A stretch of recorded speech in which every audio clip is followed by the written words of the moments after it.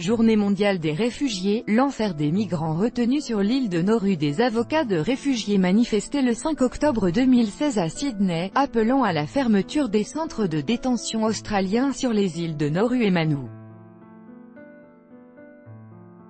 Reuters, David Gray. En ce mercredi 20 juin, journée mondiale des réfugiés, coup de projecteur sur l'île de Nauru, un état insulaire d'Océanie.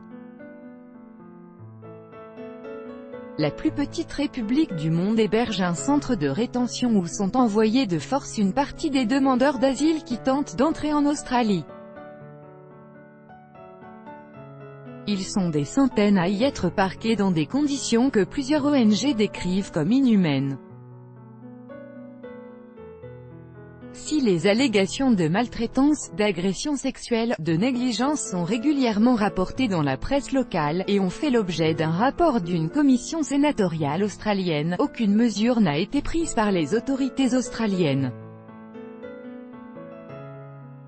21 km² de terre au cœur de l'océan Pacifique, Nauru se trouve à plus de 4000 km des côtes australiennes. Les réfugiés proviennent de l'Iran, de l'Irak, du Pakistan, de la Somalie, du Bangladesh, du Koweït, de l'Afghanistan et vivent depuis des années sous des tentes en plastique dans des conditions extrêmement difficiles. Gabby Sutherland a enseigné durant 1 an sur l'île. Tout le système contribue à déshumaniser les réfugiés, indique-t-elle. Ils sont appelés par des numéros. En arrivant à l'école, les enfants passent entièrement au détecteur de métaux, leurs sacs sont fouillés.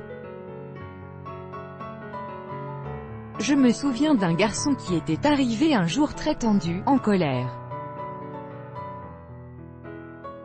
Il était habituellement adorable, mais il était effondré parce que sa sœur était malade. Les gardes l'embêtaient, le frappaient.